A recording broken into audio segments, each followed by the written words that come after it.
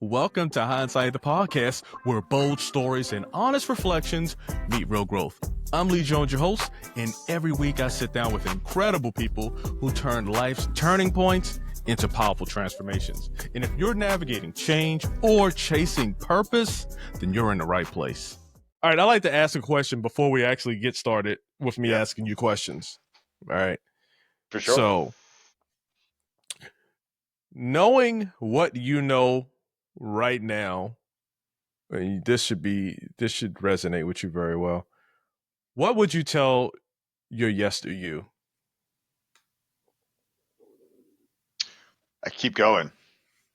Yeah. You know, it's don't doubt yourself. Keep going. You will make mistakes. It's part of the process. Just fail faster. Yeah. I like that. Fail faster. Yeah, man. Yeah. That's powerful. Thank you. I appreciate that. Welcome. It just reminds me of when we were doing land navigation training, and he always said to trust your pace count. You know, you got a goal, you got a destination. And when you first start doing land nav, you got your compass, if you're doing it just regular with bare bones equipment, you got your compass, you got your map, and you got your pace count. And sometimes you'll start getting closer to where you're supposed to be going, but you don't see it. And you start to doubt, and you start to you want to quit because you don't see it. And then they always say, trust your pace count. And you take those few, following steps or whatever. And then eventually you're like right there. And to your point, that's what it made me think about when you said, just don't quit. A lot of times it just doesn't look good. Things don't look good. You had an experience, right? Things don't look good. And you just you may want to quit. You're going to start doubting things. You just got a literal and figurative next step. Yeah. Yeah, I like it. Okay. Anyway, what branch were you? I was in the Army. I was Marine Corps. Don't hold that against me, all right? Now, I just got off of a podcast with a young lady. She's Canadian, so Royal Canadian Army. And we was having the back and forth about the Army, Navy, Air Force, Marines. So, so I did tell a joke. But it's all right. No, but we all got them. The last thing that I did tell her was I spent my last 6 years on a Marine base over in Camp Pendleton, and that's where I retired from as an Army guy. So I have a great appreciation for what the Marines do. Absolutely. Thanks, they kicked ass when I went to Iraq. So by the time I got to Iraq, I thought I was at the beginning of the war. When I got there, everything was done. We just had to go ahead and set up shop. So thank you for your service, okay? Back at you, brother. All right, let's do it. When you look back in hindsight, everything is 20/20. In hindsight, we make mistakes, we're learning from it. In hindsight, yesterday and your tomorrow. In hindsight, is so much clearer now. What does it truly mean to be strong? Is it just about physical power, or does real strength come from discipline, resilience, and purpose? Today's guest, Brandon Mancine, hopefully I said that right, is a former Marine, you know that already, personal trainer and coach who has spent over 2 decades helping men build not just stronger bodies, but stronger lives. After surviving a near-fatal accident, Brandon defied expectations, not only recovering beyond what doctors thought possible, but also choosing grace over vengeance. And in this episode, we'll explore what it takes to raise strong men in a world that too often discourages masculinity, discipline, and leadership. All right, I like that. So welcome to Hindsight. I had to read that. Welcome to Hindsight The Podcast. I'm Lee Jones, your host. And I tell you what, just listening to that, Brandon, your story, I'm listening to what I read, right? But your story of recovery after your accident is nothing short of extraordinary. And can you just take us back to that moment? What was going through your mind when you realized the extent of your injuries? Just tell us about it if you can. Yeah, sure. First, just a quick note, Mancini is the last name. Traditionally, it ends in an I when my great great grandparents came over. They Americanized it and did it in E. So people say Mancine all the time. My drill instructor in boot camp actually said Manson. And so that was what he called me. So yeah, it's been called it's been called a bunch of different things, but Mancini is technically it. Mancini, thank Yep. you. I appreciate you. That's all right. Thank you. Yeah. You know, while a lot of people will call the recovery extraordinary, I don't think it was. The human body is resilient. It is capable of far more than people give it credit for.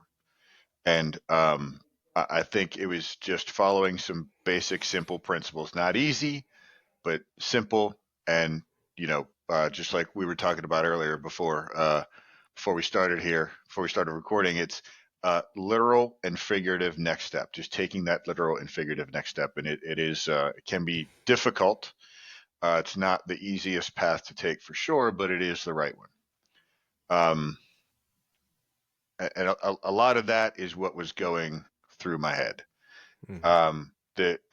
The day before the accident, I was 3 months into my 40th year. So, I'd recently turned 40 years old. I was coaching at a couple different gyms downtown San Antonio. The day before, I squatted 405 and did a workout for CrossFitters that may be familiar called Power Elizabeth. And I was one of the top performers in the gym in that workout that day. And so that's keeping up and surpassing a lot of the 20-year-olds, a lot of the guys and girls literally half my age. That was November 19th, 2017. The 20th is when I was hit by an intoxicated driver pinned between two vehicles, the front of his F-150 and the back of my Jeep. I still have the rear bumper off that Jeep. It's got my leg print in it. And then the next day, my workout was taking 10 steps with a walker, November 21st, 2017. But that was where I was, right? I had the option to just lay in that bed and not stand up and not take those steps. But I knew that wasn't going to get me where I needed to be. Yeah. Yeah. I tell you what, nothing like that. Understanding the resilience.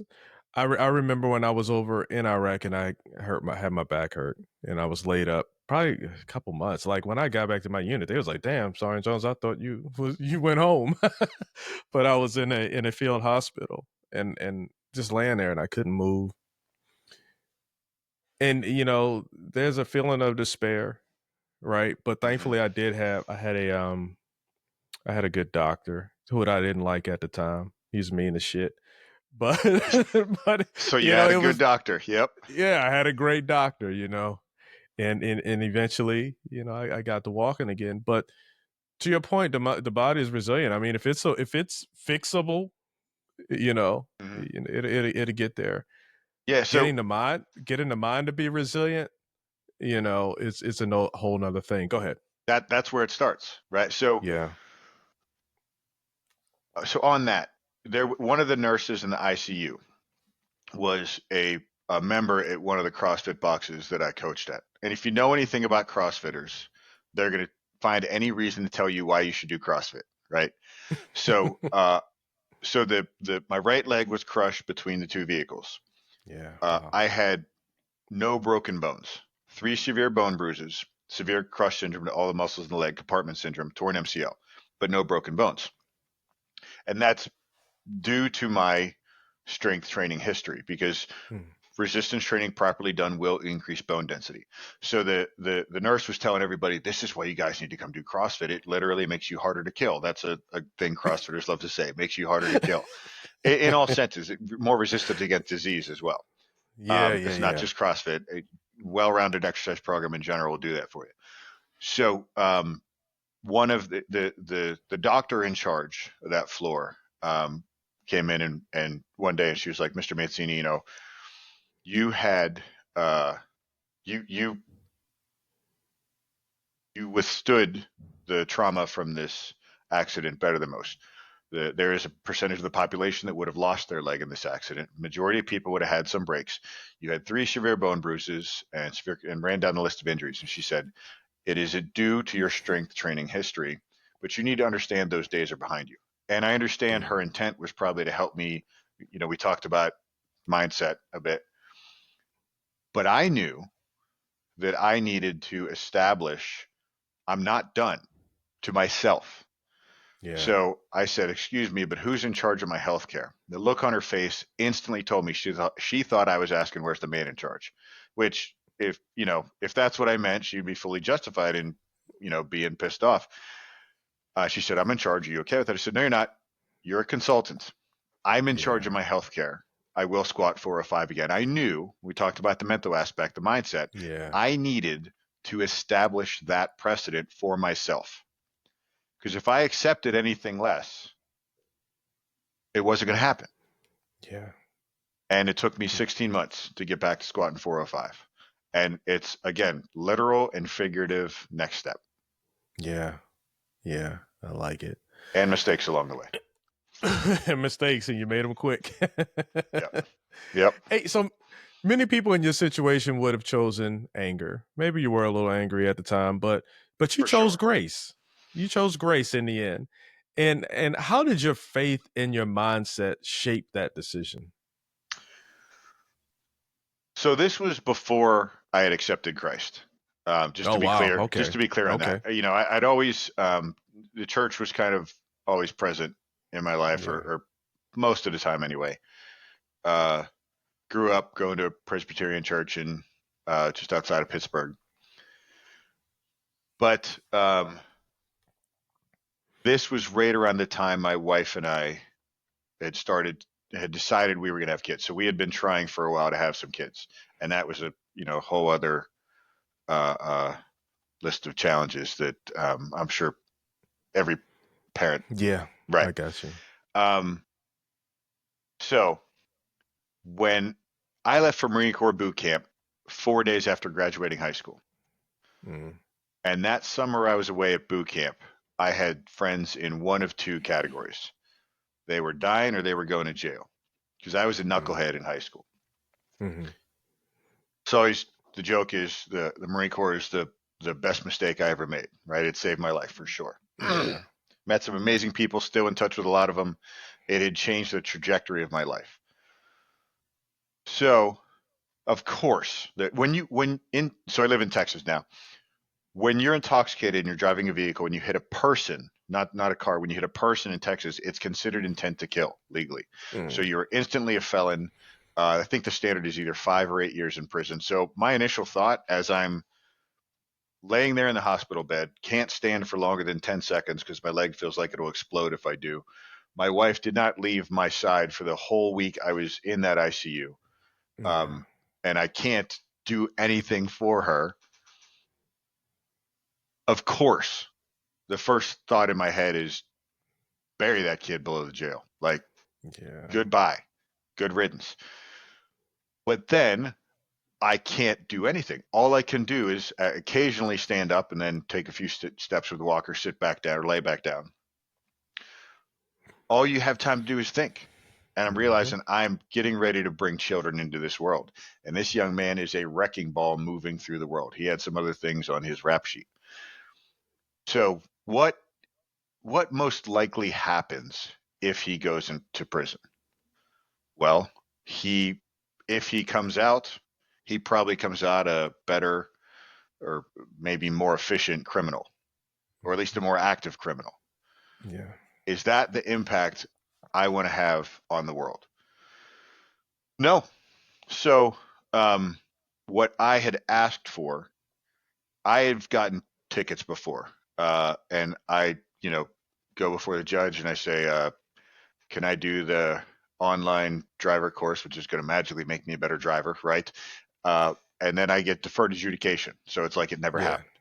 Yeah. So I went to the DA and I said, hey, can we have deferred adjudication on this young man's felony status pending a successful enlistment, Marine Corps infantry only? Because that's what saved my life. Yeah. And surprisingly, I was told that's unconstitutional. And I remember, like, I'm sorry. How is giving someone a second chance through the act of serving their country unconstitutional? And he's like, well, it's just the way the law is written. But I kept bringing it up. And he said, I'll tell you what, I will run this as far up the chain as I can until someone tells me to shut up. Mm-hmm. And he's like, first I have to go to, him and the young man and his legal team and see what they say. And another thing that blew me away, they went to him and they said, here's what the other guy proposes. And he said, no. He's like, I'm not interested in that. So I couldn't comprehend, like, you get the chance to, like, the potential chance to join the military, or you're just going to be a felon. You're like, yeah, I'm cool with being a felon. So, that's what I chose to offer. You can't do anything for anyone who's not going to do anything for themselves.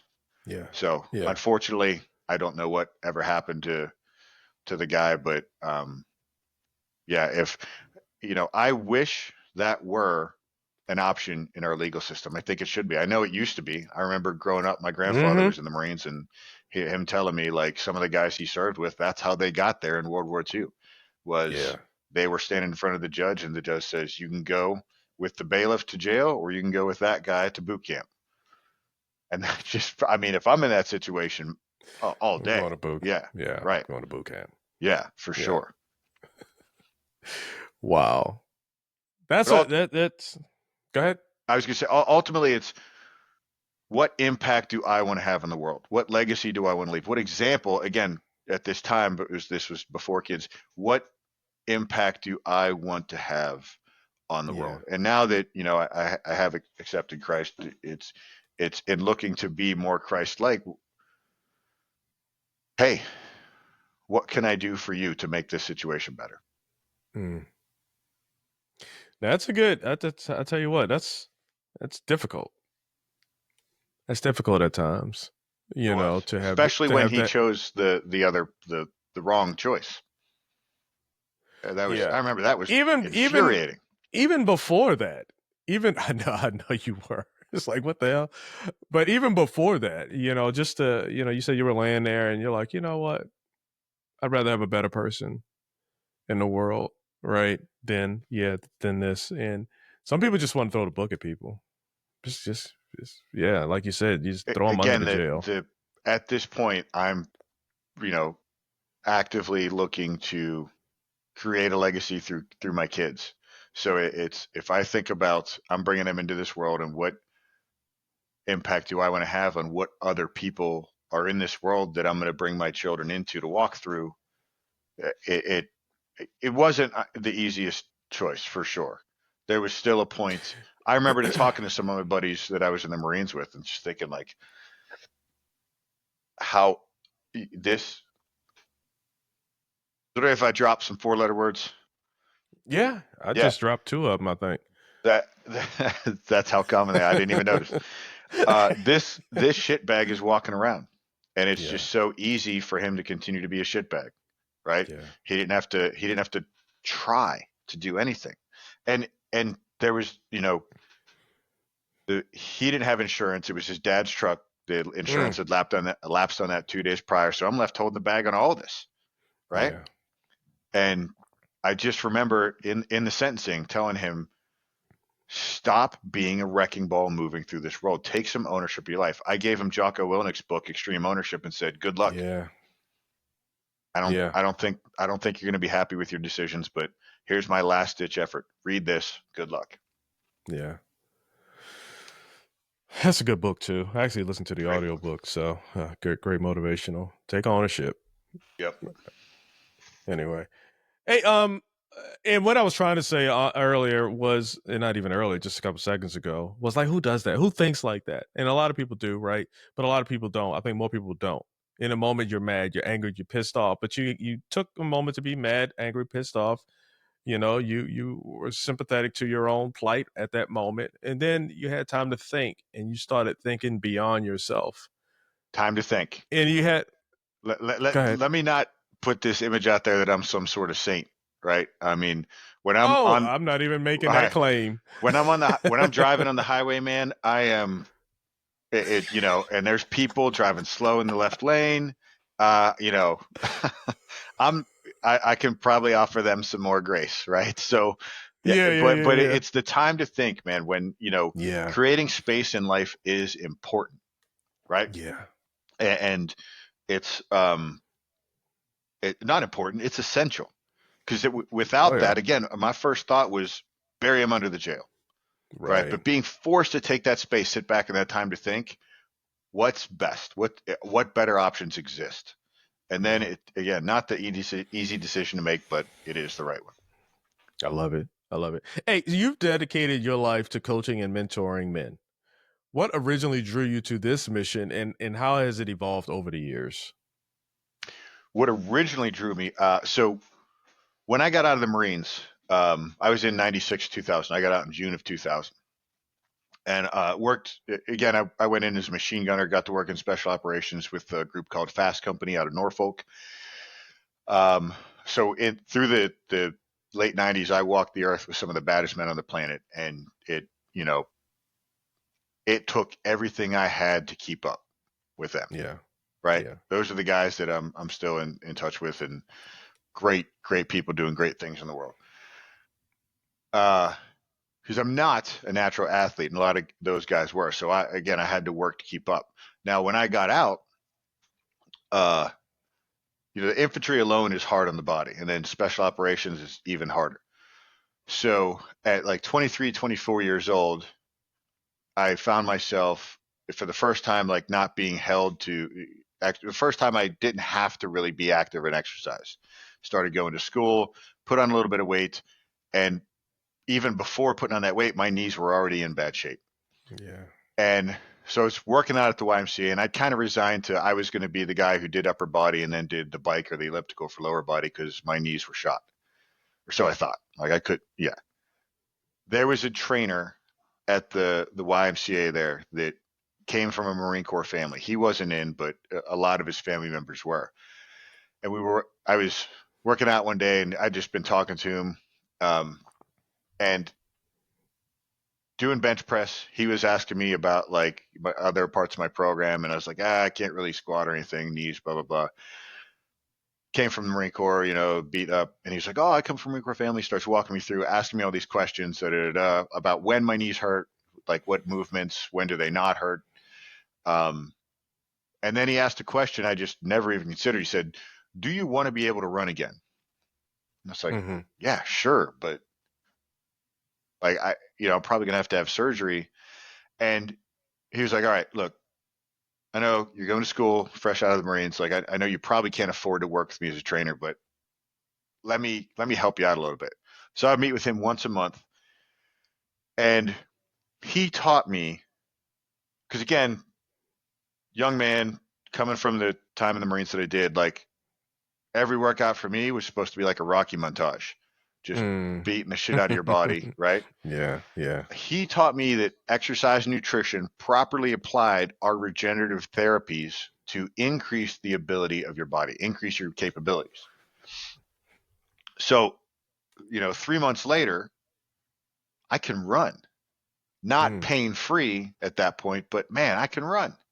Yeah, So I was like, this is nuts. And there was a couple other guys, Fast Companies out of Norfolk. So I was living there at the time. A couple other guys I was fast with. One of them, we started looking up personal training certification. So I went and got my first certification, got into it. And that's how I became a trainer coach. Now, I was really lucky early in my career to hmm work with some amazing, amazing mentors who had already been in the industry for a number of years. One of the guys, Ahmed Ragib, was won, I think, silver in Sydney in Olympic lifting in 2000 and wow. gold in the Worlds in 2002. A guy named Todd Hammer, who wrote for Elite FTS for a number of years, just a hmm world-class strength conditioning coach. Heath Kroll, who runs amazing youth programs up in northern DC metro area. Okay. Um, and so this is when CrossFit was first getting popular, and everybody was standing on top of Bosu balls, and all this balance stuff was going on. And so these guys taught me, like, look, if somebody wants to do that, cool, help them.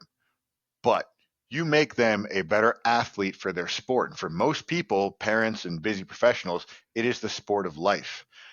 They want to be able to live more days in their life, more life in their days, more life on the X and the Y axis, however you want to say that.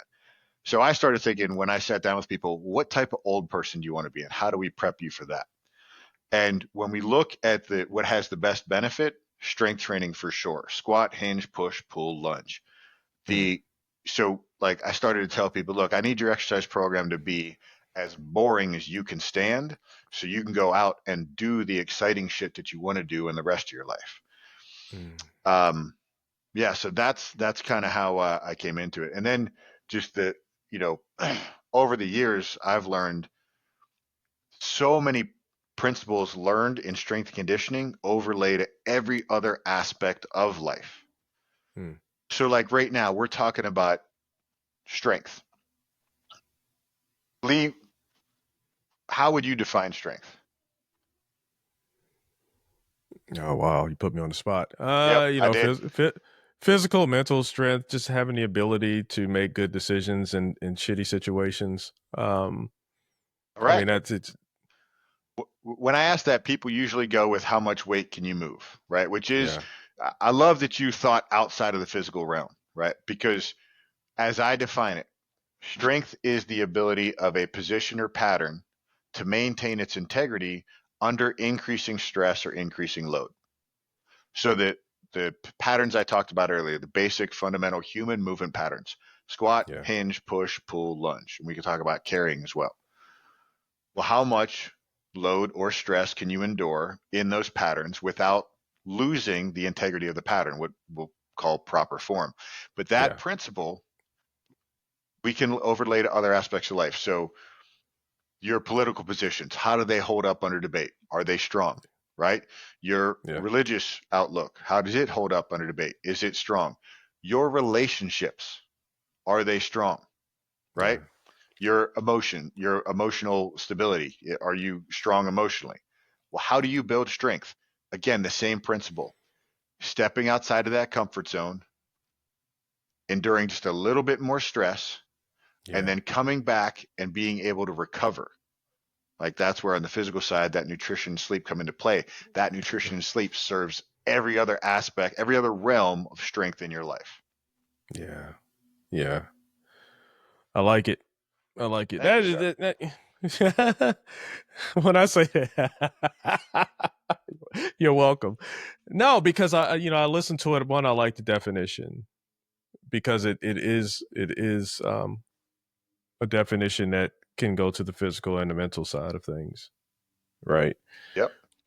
And I just think of the times in the military where my whole goal, especially in training, right, because you train as you go to war, was to go just a little bit harder than what you think you can. Each time, and just push yourself. And I tell you what, I had a fun start to my, like I wasn't a hard charger at all. Like I wasn't even really thinking about going into the military. I ended up going into the military, and I was talking about just a couple of days ago, my first road march. I was in basic training. We had to do a road march, and it was this hill. Everyone remembers their first, man. Yeah, and you going up this mountain, and I'm like, surely, I didn't say surely when we turn this corner, it's going to start going down again. And it just kept going up and up and up. And it's just like, it just forces you. That's one of the beautiful things about the military, as far as training goes. It pushes you beyond your mind's ability to even conceive what it is that you can do. Your brother standing next to you, they'll push you when you need it too. Anyway, it's an amazing experience. I don't know why, but you know what's funny? Let me tell you something really funny. I wanted to be a park ranger, and so I was coming out of high school. I didn't like school. I only liked what I liked. I liked what I liked in school. What I didn't like, I don't know why I need to know old English literature. Like, I don't understand where this is going to play a part. So instead of just conforming and doing the damn class, I didn't. So I didn't like school. So when I got out, they said, hey, well, you can do 2 years of college or you can do 2 years in the military. I don't know why the military was more appealing at the time, but I think it had something to do with seeing the troops getting on the planes for the first Kuwaiti war or whatever you want to call When it. did you go in? I went in 90. I'm Okay. sorry, 91. Okay. So it was a little bit after that first one. Matter Yeah. of fact, it was right around the time. But I saw that image and I was like, yeah, that's kind of cool, you know. And then shortly thereafter, I enlisted and went in. So I think it was a very good thing. I was very immature at the time. I mean, yeah, for And me, as a young man, like, which do you want to do? You want to go sit behind a desk for a few more years? You want to go out and run around and yeah, see the world? I mean, that's a no-brainer for me. yeah, yeah. So, all right, that's enough about me. Let's get back to you and Yeah. what it is that you do. So, society today, it often sends out mixed messages about masculinity. Yeah. And from your perspective, what does healthy masculinity look like?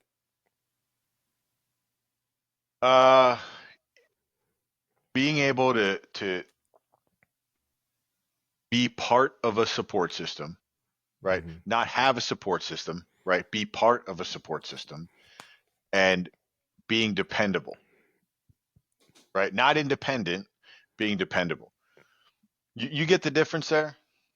Yeah, I was going to Right. ask you to just go ahead and emphasize it because you gave two great be a part of a support system, not have one. What made you want to give those distinctions? Because those are powerful distinctions. So I did a reel on this on my social media yesterday because I've had two clients recently that I've been working with for a while who've just saw some amazing results over the past couple of months. Strength is up, body fat percentage down. They're just doing phenomenal. And they Yeah. both had real world shit happen. Mm. One was the death in the family, and the other one was a family member that had a real medical issue come up. Yeah. And so when we got together, they weren't able to work out, right? They weren't able to get it done that week. Yeah. And so they both came in like, hey, coach, I'm sorry. This came up. I wasn't able, thinking I'm going to give them like well, you either want it or you don't, like no excuses type of speech. Yeah. But when I said, okay, tell me about the week. And we went through like everything and what they were doing for all these people in need. Mm-hmm. Right. And I was like, well, no, I'm not upset. Right. So the message I gave him was this week was coming, whether you knew it or not. You didn't know. This week was going to happen and there wasn't anything you could do about it. You didn't lose ground. You didn't. Sure, we can make the argument you lost some results. Mm-hmm. More accurately, what happened is the strength you had built up over the last few months was put on full display. Mm. Right? This is what you were training for. Yeah. One of them had to move all the furniture out of a house by himself. Right? So I said, look, man, think about how much easier it was for you to do that. I know. You didn't get injured. Not saying you would have had you not built up the strength that you had over these past few months, but the likelihood you would definitely have been increased. So, and speaking from personal experience, when my daughter was 3 months old, she got RSV. So we had to take her to the hospital. She's wheezing. We had one of those outlet sleeping sock sensors on her, and her oxygen level had dropped. We take her to the hospital, and she, was my wife was breastfeeding her, so my wife had to stay with her for the full, it was about 2 days she was in the hospital. So my in-laws came up from Houston to watch my son. So for almost 48 hours, I'm back and forth between the hospital and the house, making sure everybody has everything they need, occasionally crashing on the hospital floor. Right now, imagine if in the middle of that, I was like, all right, to my in-laws, you guys are good. To my wife, hey, babe, you're good. Cool. I got a workout I got to go do. Fuck no. Okay. Yeah. The workout is it's a staple in my life, right? The way I exercise and train, the things I train for are purposeful, intentional. The way I eat is intentional so that when needed, I can get shit done. The hashtag I always use is get strong and do stuff. Like I'm training for life so that when my family needed me, I can do that. I can be available, and I'm not I'm not a liability. I'm dependable, not independent. Because if I'm independent and that stuff comes up for other people, cool, I'm going to go get my workout, right? That's independent. No, thanks. That's not how Yeah. I want to be known. Yeah. Man, I always think about it, and it kind of applies to two things. So I have my acronym GRIT. Grit. Get right. It's time. Get right. It's Right. time. Oh, man. And it's like, get your mind right. It's time. Like all the stuff you've been training for, just through life. It doesn't mean going to the gym, but all the things you've experienced and trained for, like this is not training now. This is actually happening. It Mm-hmm. kind of just goes right along with what you just talked about. Yep. You go through a lot of things so that you're prepared to handle things when they come. Inevitable 100%. things. Yep. Yeah. So I love that. I love And then when that it hits story. you, like it did for my accident, I had an Yeah. amazing circle that came in, surrounded and supported my wife and I. And yeah, I'm Yeah. grateful for those people, and I won't turn my back on them. I will make Mm. sure I'm ready for them when they need me. Yeah. Yeah. All right. So make sure that you are part of a support system. You don't have Yes, a sir. support system. When I sit down with a potential client, they want to talk Oh. about goals and exercise health history. We'll get to all that. But the first thing I talk about is support system. Because Yeah. if I'm, most of the people, like online coaching people, I it's rare I get to actually talk to them. It's all done online. Mhm. My in-person people, like once a week, some of them twice a week. Even if I was meeting with someone like 3 or 4 times a week, there's still a Yeah. lot of hours in the week I'm not with them, right? So that circle, that support system is critical. We've got to make sure you're surrounded by people that empower you, right? Not enable you. You got a lot of this and not that. So I love it. I really do, because they're little small distinctions, but they're powerful. They're Yeah. powerful things. They're insights that you need to really, really think about. So Been doing this for almost a quarter century, man. So yeah. my man. Hey, look, leadership isn't just about taking charge, though. It's about responsibility. What's one leadership lesson from the Marines that you believe every man should learn? Leadership is not a title or a position. It's an action. So there was, I can't even remember what specifically he did, but my son is 6 years old. Yeah. And a few weeks ago, we were out doing something, and he was just like, he took charge, got stuff. I was like, hey guys, let's do this. I was like, buddy, got down as I was like, you're a leader. Did you see that? Yeah. You saw an opportunity. You helped steer the family in the right direction. Leadership is not a position or a title. It is an action. You take that action of, you talked earlier about, people getting down on masculinity, getting down on leadership is, happens a lot too. You see an opportunity, you take action to take care of and help support those around you, those in your circle. People are going to see that. Yeah. Right. And they're either going to reward it or ridicule it. And that's another way you help. That's another way you keep that support system where you want it to be. Mm-hmm. You just push out the people that ridicule, pull in the people that reward it and recognize it. Yeah. All right. So you talked about your dedicated husband, and I tell you what, you got a dedicated wife, because you talked about how she stayed in the hospital with you for very lucky man. the length of the time, and then your daughter. Obviously, she's going to stay there with her. But what values are most important to you in raising strong, responsible sons and daughters? What values? Integrity. I am who I am, no matter who's around, no matter what the situation is. Yeah. And these are ideals. Again, I'm not going to claim I'm perfect in any of this. So then right behind that is honesty. When I make a mistake, I make a point to talk to my kids about the mistakes I make. I make a point to talk to them about the challenges I have. Like I had some phone calls last week I had to make that I wasn't looking forward to. So I would, go talk to them about it in the first part of the day as we're getting ready for school. Daddy's got this, he's kind of worried about today. And, it's kind of on my mind, but I'm going to do it because it needs to be done. we do hard things. So integrity, honesty, discipline, and I would say loyalty as well. Like we talk about the watching whenever there's an opportunity to highlight brothers and sisters sticking together, I make sure I point that out to them.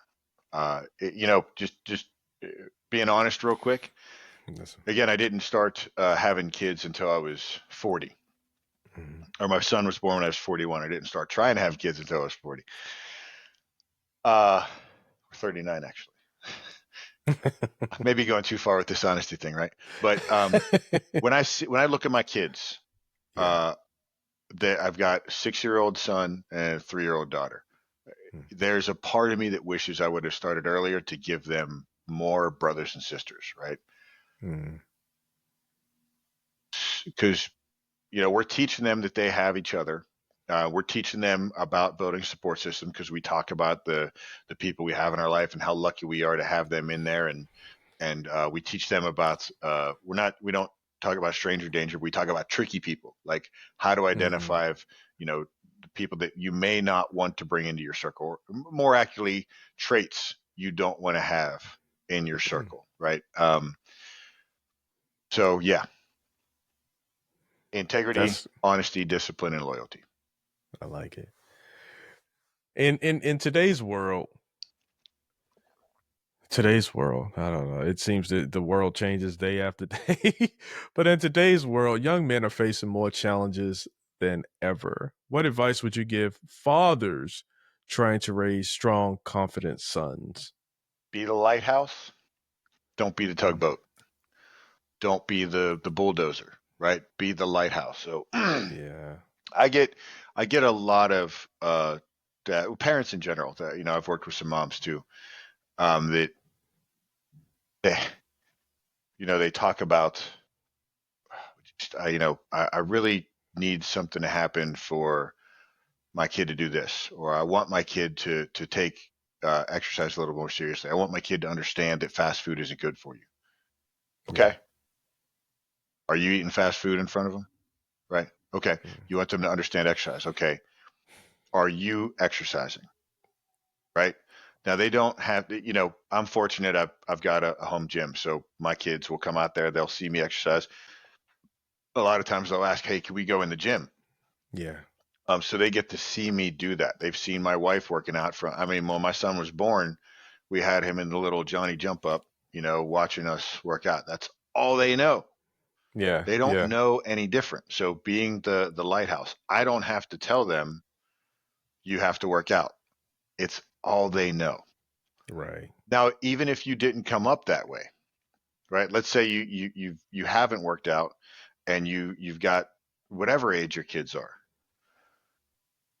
Make the change and show them the difference. Show them how much better life is once you're doing it, and talk about that. Just like I said, I talk about things I'm struggling with my kids. I let them know, I've got to do this today. I'm kind of worried about it. I talk about it at the end of the day. I did it and it went well, or it didn't go well, but here's what I learned. Here's how I'm going to do it better next time. I don't ever want my kids to think daddy's perfect. Maybe I want them to think that occasionally, but I want them to see I'm, at 47 years old, turning 48 in a few months, I am looking to continually get better. This is Clint Eastwood has this great quote about don't let the old man in, right? Don't. I think it's a whole story he's told. Like, I think it's summed up. Don't let yourself become the old man. Yeah. Right. And what that stereotypical old man does, just sit down and don't do it. Yeah. You got to get after it. Yeah. But so be the lighthouse, showcase what you want to see. Even when you make mistakes, man, showcase that you learn from that mistake. Because if you try to play that role where you're perfect, someday they're going to figure it out. And then you lose trust. That's important because, you go back a few decades and that was the thing, right? And I guess the mentality was kind of protecting your kids from the reality of the world, right? But is that smart? You know what I No, mean? You kind of want to prepare them for the reality of the world.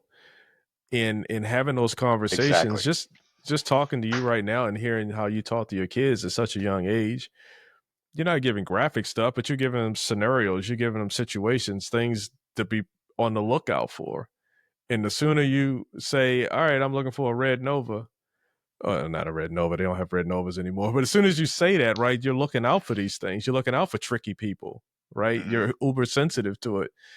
And I think that's a great, thankfully I don't have little kids. Mine are about as old as I am. you know, not really, but Hmm. they're all bigger than me. Yeah, I got you. But I like that mentality. And it's from you and your wife, right? Yes. Yep. Yeah. Like I That's said, a I'm good a, strong unit. Yeah. very lucky man. Yeah. Just, How, go ahead. how do your kids take that? Like, how does your son? He's 6, so I'm sure he's a little more. You saw how he took charge, and was the leader for a moment. You showed him what that looked like, and there was probably some positive um, results from his Mhm. leadership at that moment, right? So you showed him that this is what it looks like. Like, how does he show to you that he gets it and he appreciates it from your perspective? Obviously, it's your perspective. Yeah. Just curious. You That's know, yeah. That was just something I'm thinking about. Yeah. just, how he talks to me. He both my kids want to, when I come in the door, Yeah. they're always like, "Daddy," so they're happy to see me. Knowing that is, when when we have the gym at the house here, but it's still great to get outside of the bubble. So when we go to Yeah. like when we go to our gym and they go in the child center, like when I pick them up, it's a lot of times, I'll hear other kids like, "No, we want to stay and play." My kids are like, "Daddy, let's go," So they Mm, like spending time with me. I remember there yeah. was a Jordan Peterson piece where he talked about like your kids want to have a great relationship with you. It would be like it's one of their probably their primary. I forget how he put it, Mm, but I remember him saying they want to have a great relationship with you. So if you hold up your end, again, not going to be perfect, right? But even when you're not, like highlight that. That helps make it more perfect. mm, Um, they're all in. yeah. So Yeah. the fact that, and again, I'm not going to say I nail it. I'm not going to say I'm perfect. There's definitely times when I've lost it on my kids, Hmm. but Hmm. acknowledging that, apologizing for it, and them coming back to me and wanting to still wanting to talk to me. Now we'll see how that works out when I get into those teenage years. I may have some questions or ask for advice from you when I get to that point. It's a tightrope, you know, especially as they get older, because you gotta, see them a little differently than Hmm. someone that needs protecting and someone that you can teach everything. What I love about kids, and I'm sure you've experienced this even with your younger ones, is that you get to learn as well. You know, you're Yeah. learning from them Oh different yeah. things, and it's crazy if you open yourself up to it and don't allow yourself to be the end all. I am the answer Hmm. mentality. Anyway, go ahead. You No, what are you? I was going to say we have some friends. They they have two kids that are their son is just a little bit older than mine, and their daughter is just a little bit older than mine. So but they also have teenagers. Yeah. So they're kind of our best friends. So our little kids call their little kids their cousins, right? Okay. And Okay. they but when I get to hang out with their teenagers and their teenagers are acting up, when we're hanging out with them and their teenagers are acting up, like I'll pull them to the side and like their son, I'm not going to give any names here, but be like, "Hey Yeah. man, Yeah. what are you doing? You're 14. Like your parents need you to be a little bit more of a man than this, right?" So I'm able to, of course, I've known them since he was 4, so Yeah. or 3 even, right? So I've known them for a long time. Um, so we've established, hey, do you mind if I go talk Not going to use the name, right? You mind if I go say something to him? They're like, yeah, sure, absolutely. So I'm getting a little bit of that experience, but that comes back to that circle, that support system, having people you trust, and other examples, other lighthouses, I've got men in my circle that I can point to, and from when I'm teaching lessons to my son about the man I want you to be, or I'm teaching lessons to my daughter about who I want you to look for in a husband. That's a good trait. I look to model that as well, but I want to highlight that and show that there's more of that in the world. Right. Good Lord, I got a little choked up. Hey, so for men struggling, we're going to shift it really quick, and then we're going to wrap. Yeah. But for men struggling with motivation, whether in fitness or life, what's one action that they can take today to start building that resilience that we talked about earlier? Cast a vision, right? Because if you don't, I think I said this earlier, like early in my career, I started asking people when we talk about goals, because what's the first thing people are going to say? I want to lose weight and tone up. What does that mean? Right? Yeah. Or maybe I want a six pack. I want this person's abs, this person's arms, this person. Like, it's okay to have that aesthetic goal. Yeah. But casting that vision, what I would say is, what type of old person do you want to be? Right? For me, when my kids are around 20 years old, I'm going to be in my mid to late 60s. And at that point, I want to go on some sort of adventure trip of their choosing. Yeah. Hike the Appalachian Trail, climb Kilimanjaro, Grand Canyon, whatever. In order to do that at that point, I've got to be working on it now. Yeah. And then figure out some empowering goal in the next 3 to 12 months that you want to be able to train for and get better at.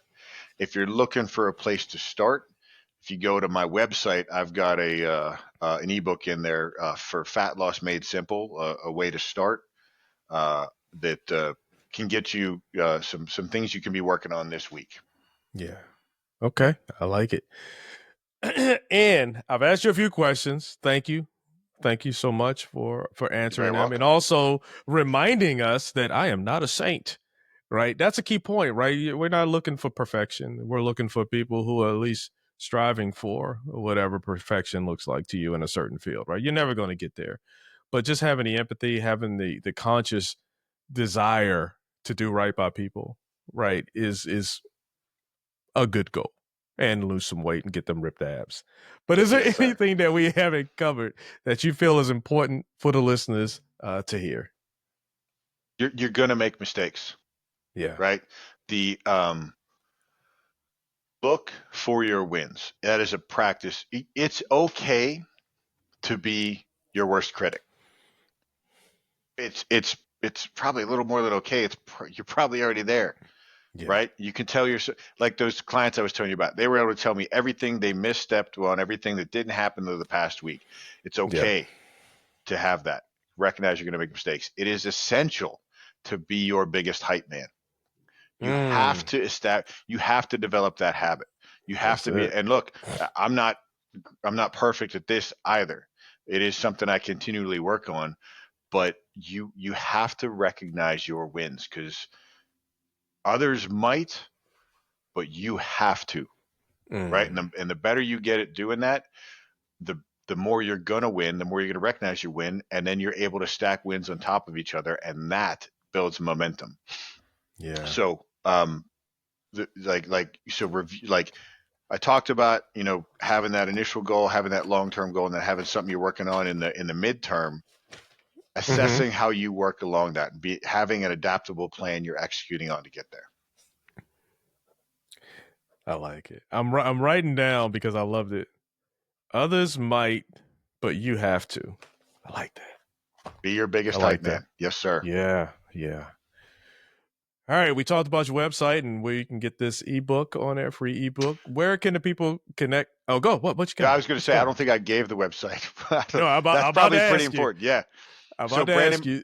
Brandon Mancine Fitness is the name of my company. So bmfcoaching.com is the website. bmfcoaching.com. Coach Brandon Mancini on Instagram. I've got 2 other backup pages. One is BMF Coach. The other is a Real Life Wolverine. That's the nickname that I've been given after my comeback from the accident. yeah, you can connect with me Yeah. there.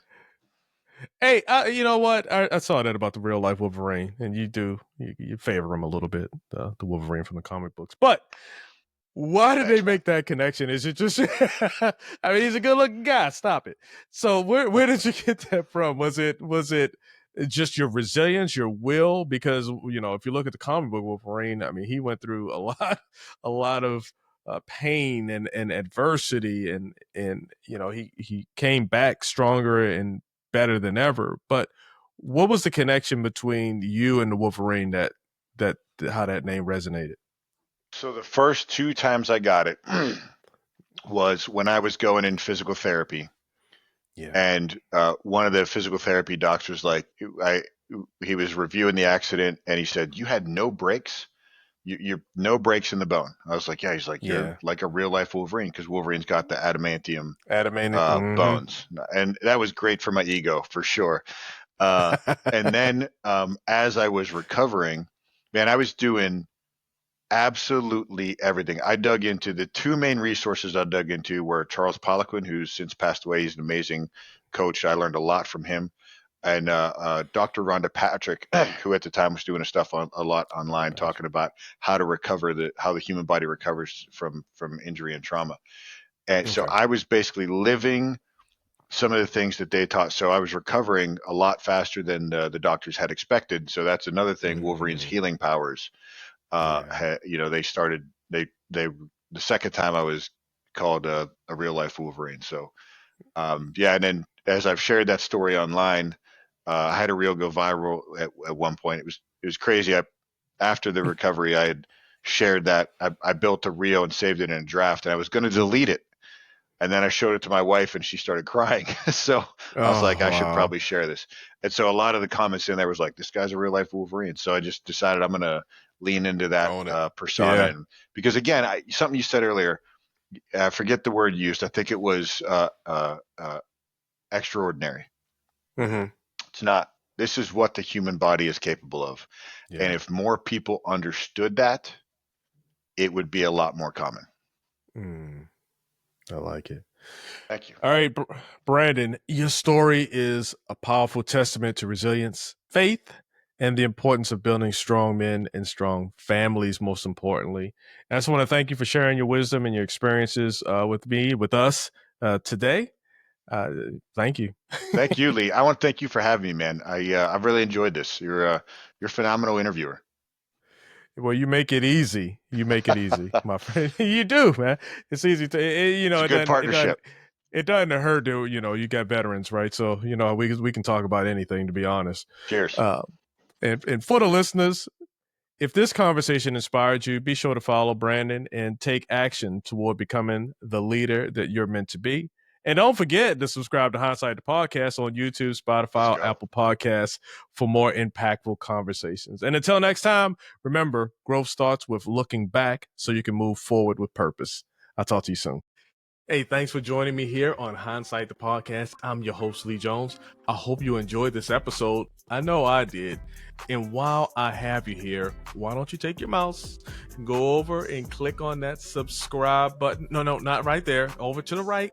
Down, right there. Boom. Thank you. Now, thank you for subscribing to Hindsight the Podcast. I'm your host, Lee Jones.